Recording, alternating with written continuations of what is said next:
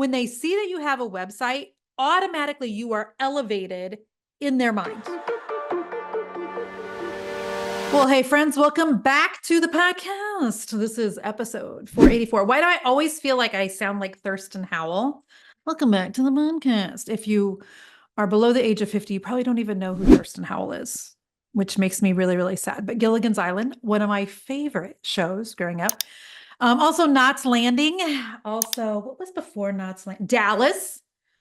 Okay, let's keep going here. Also, Dukes of Hazzard. I mean, anybody else, if you're watching on YouTube, let me know in the comments below if those were some of your favorites. In what world, though, did we sit down with our parents when we were like middle school, high school, and watch Dallas or Knots Landing? Like, Mom, Dad, if you're listening, what were you thinking? Very soap opera-ish. But we did. We just watched it as a family, as if all of the brouhaha, all of the scandals on Dallas were appropriate. We didn't even know any better. Oh, welcome back to the podcast. I'm excited that you're here. Okay, listen, we're going to talk today about a sales page and a website. Which one do you need? What's the difference? How they work together, how they can help get you some sales. I want to break it down for you because I think sometimes people get really confused.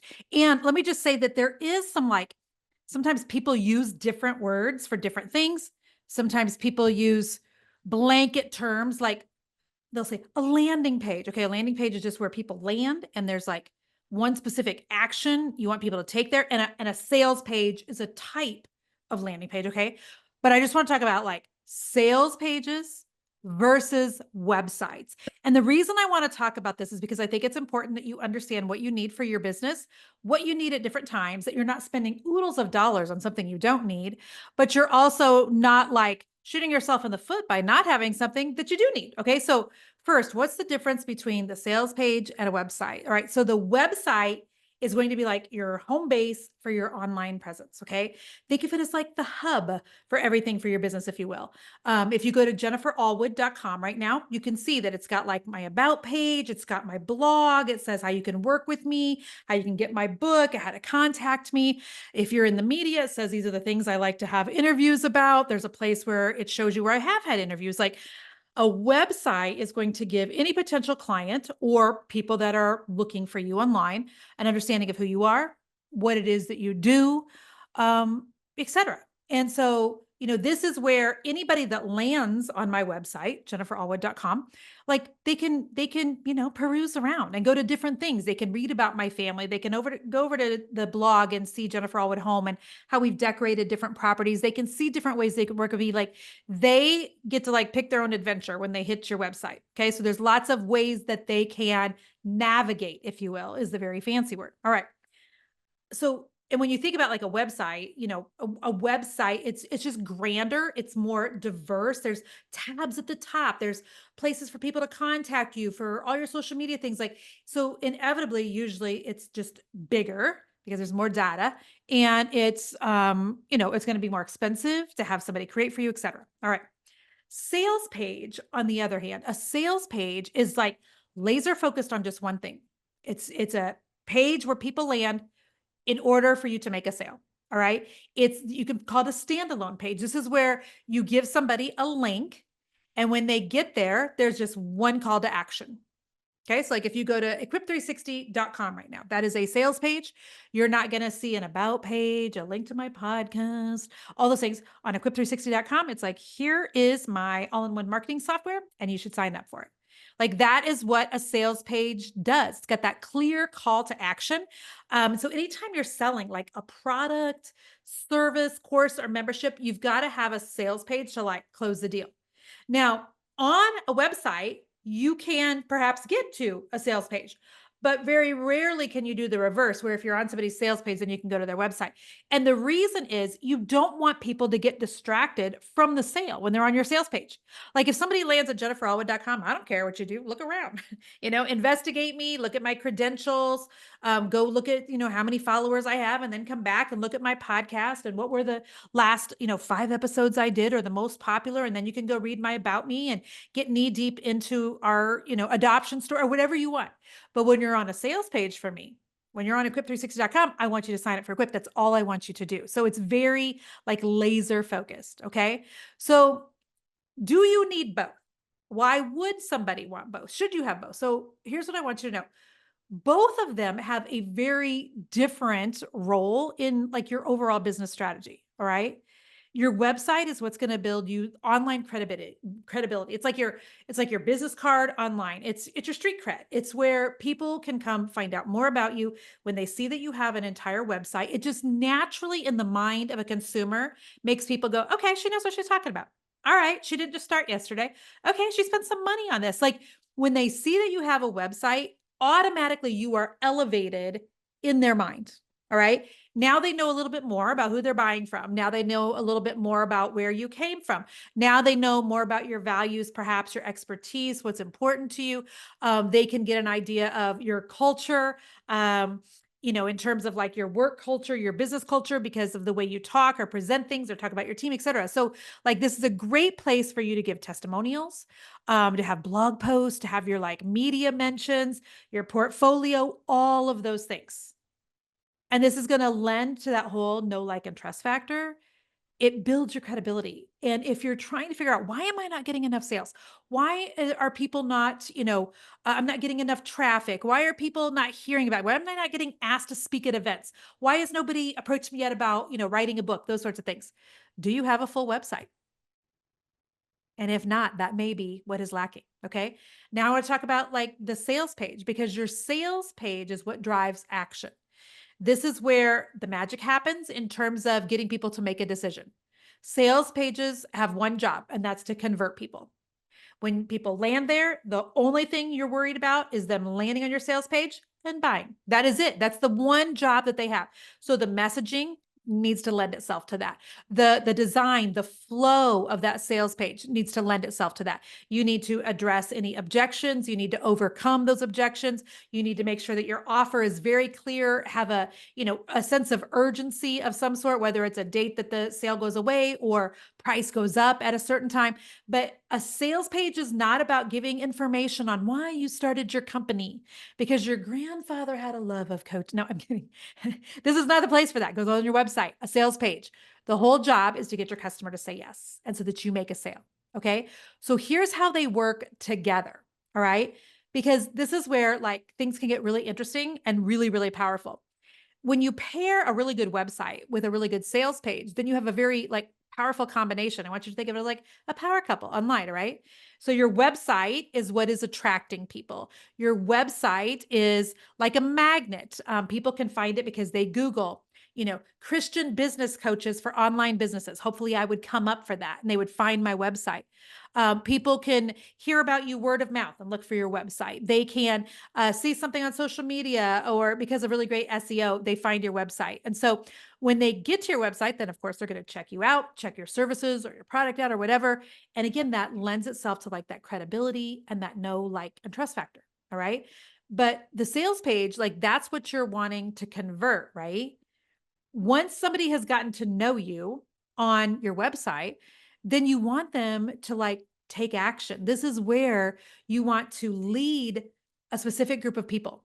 You want to use a call to action on your website or on your social media posts or in an email to send people to that sales page with the entire intention of them clicking on like buy now, sign me up. Yes, Jen, I want this, whatever. So in other words, like your website should be the place where they like learn about you and what it is that you do. And then the sales page is where they're going to buy. Does that make sense? And so do you need both? Well, I mean, if why did I just have this inkling to say if ifs and buts were candy and nuts? I don't know why I was just going to say that. But do you need a website and a sales page both? Yes, you do. Because I was using that saying completely out of context. Okay, listen. When do you use each of those? Okay, when do you use a sales page? When do you use a website? Well, you use a sales page if you're going to launch something. So if you are going to put a new service out into the world, if you have a promotion, if you have a coaching program or your paid group or something, you're gonna use a sales page to get people to sign up for that. It's where you're going to send people to create like the sense of urgency, to get them to really focus on your message, to get them to take that one particular action, which is signing up for whatever thing that you're currently selling. Okay. Your website should be what's always there. It's always in the background. It's always, getting some sort of traffic to it. It's always going to be there to show off your expertise for people to like, they Google you, they find your website, they Google your product or your brand or whatever. And so then they're able to find out more. So this is just going to keep lending itself to credibility. So it's always there. It's like, it's working in the background. It's always there.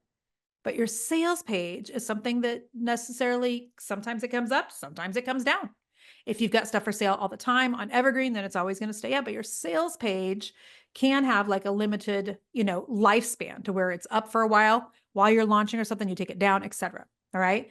So let me give you like some ninja tips to make those two, the website and the sales page, work together, because I do believe that's where the magic happens. So I want you to be thinking about how you can link them like strategically together. All right. So use your website to link to your sales page. If you go to jenniferallwood.com right now, you should be able to see a sales page for different ways of working with me and coaching. You should be able to find that with no problem at all. If you go to, I don't know, Jennifer Allwood home, which is a part of my website, you should be able to, find different blog posts, all of those things, link to different places to buy. But I want you to use your website to link to your sales pages, whether it's through blog posts or brand ads or buttons. I want you to guide people through your website to where you want them to go. So that means like putting a sales page maybe higher on the page, or making it like the first tab that people can see, etc. Okay. I want you to keep your focus really clear. Your website should have like your overall brand appeal. And it should be more general, but your sales page is going to be way more focused, very uber specific, very like honed in on just selling the one thing, the one offer. Don't confuse your audience by giving a bunch of different options on a sales page, because remember, who is it that says when you confuse, you lose? Dan, what's his name? I can picture him. Dan. I can picture. But anyhow, when you confuse, you lose. I'll think of his name in the middle of the night tonight, and I'll try to post it on social media. But you want to make sure that you're not confusing people, because then they'll get off that page. You want them to do just one thing, okay? And I want to make sure you use consistent branding between the two. So even though your sales page is separate from your main website, the branding should be very consistent. We still have blues and pinks and golds on both places, the sales page and on my website. We have the same fonts. I talk the same way. We type the same way so that it's recognizable. So if, you listen to the last podcast, which I did about 5 things every small business needs when it starts, I talked about branding on there. And so you need that same branding across everything. If you didn't listen to that episode, go back and listen. That's episode 483, but that will give you some branding tips. So both your website and your sales page, they need to be consistent. The website's broader. The sales page is very specific. Okay. But link the website to your sales page. Don't give links on your sales page other than the buy now, because you don't want people to get off that page without making the sale. Does that make sense?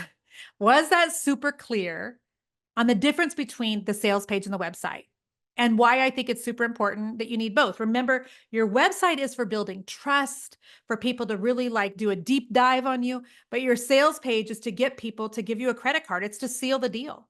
And so if you're going to use them together, and if you use them together correctly, you'll have a really powerful system for, getting traffic and turning that traffic into sales. So if you love today's episode, please make sure you subscribe.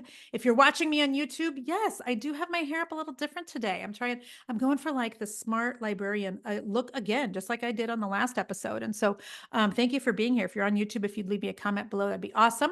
And please make sure you're also following me on both Instagram and Facebook, where I do try to share tips for business every single week. And I appreciate you. I appreciate you listening and being here. If you need help with the website or the sales page, please let me know how I can help you. Our team would love to do that. All right. Bless you, friends. Talk soon. Bye-bye.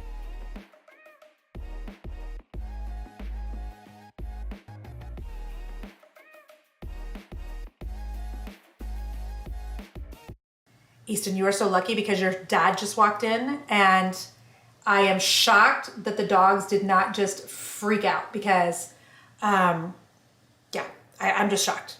Good job, Lola.